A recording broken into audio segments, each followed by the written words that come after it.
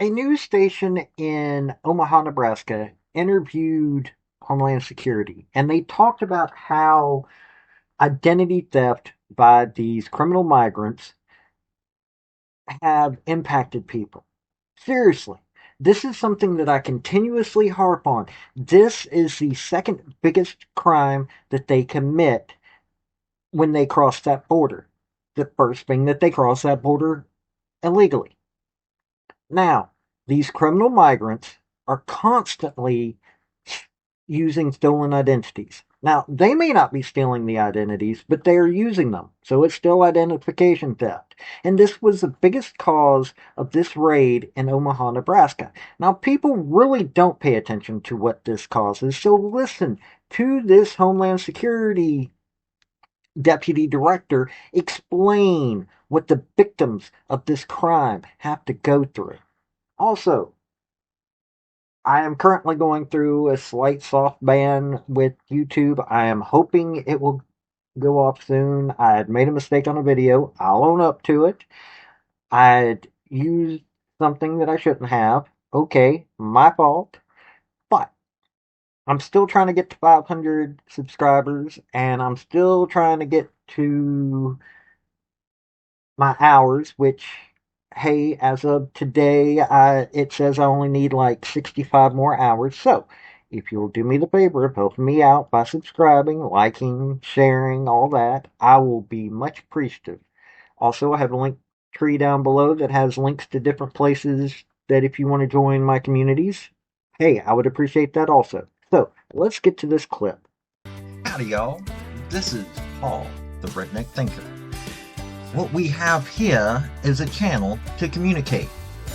I want you folks to be thinking by the time you leave my videos.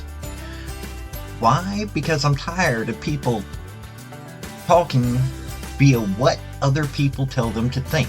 So, watch my video and enjoy the chance to think for yourself. The immigration operation at Glen Valley Foods last week took 2 months of planning, uncovered more than 100 identity theft victims, many of them Nebraskans. Thanks for joining us. I'm Rob McCartney. I'm Julie Cornell. In an exclusive interview with KETV, Homeland Security Investigations outlined what went into that operation and the real-world consequences of what identity theft victims have to go through. KETV News Watch 7's Bill Shammert has more. What is your role with Immigration and Customs Enforcement? I'm the Assistant Special Agent in charge for Homeland Security Investigations here in the state of Nebraska. Homeland Security Investigations is the investigative component of the Department of Homeland Security. We seek to investigate and identify and dismantle transnational criminal organizations that seek to exploit the laws of the United States, and from my office specifically here in the state of Nebraska, in Omaha, Grand Island, and North Platte. What kind of planning goes into an operation like the one last week at Glen Valley Foods? Weeks of planning. It was a big logistical operation, and as I've said before, safety is the biggest concern. So trying to include all our federal, state, and local partners to have a big group to execute that warrant safely. So this isn't something that happens 24 hours beforehand? No, this was several weeks to maybe 2 months before in advance. At an operation like the one last week at Glen Valley Foods, are you going in looking for specific individuals, or is it more of a wide sweep? No, this was a targeted criminal investigation looking to find the people that were stealing identities, and at this point we had over 100 victims of identity theft. So this was a targeted search warrant backed by the U.S. Department of Justice and signed by a U.S. magistrate judge.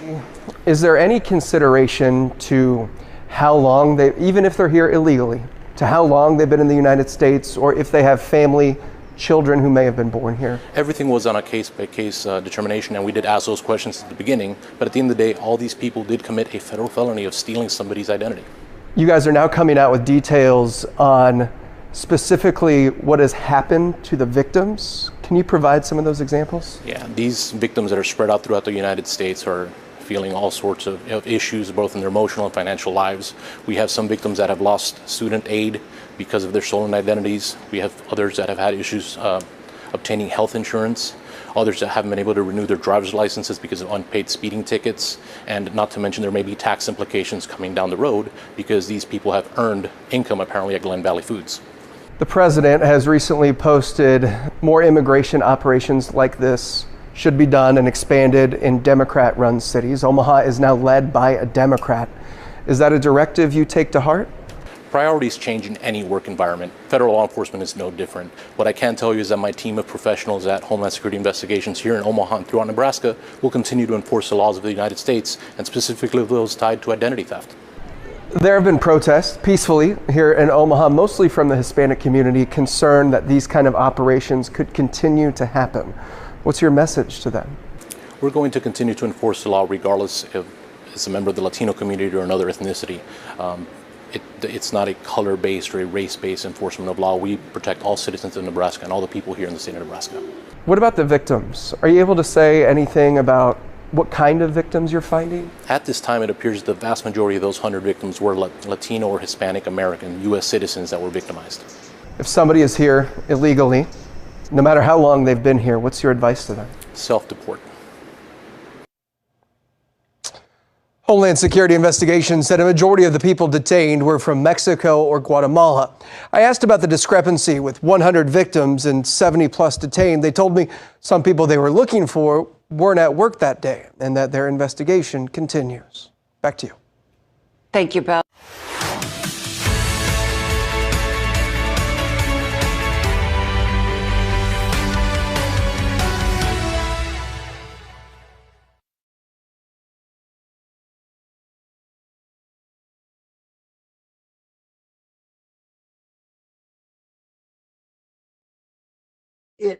I'm probably sounding like I am a broken record when it comes to identity theft. Have I had my identity stolen? I've had people try it. Then they realize, well, I'm probably the exact worst person to try to steal the identity of because you can't get credit. I'm not the person you steal the identity of. So, yeah. But I know people who have had their identity stolen, and I have seen the impact that it has had on their lives. It has hurt them greatly, and it cost a lot of money to get your identity back and to fix all the problems that these criminals cause.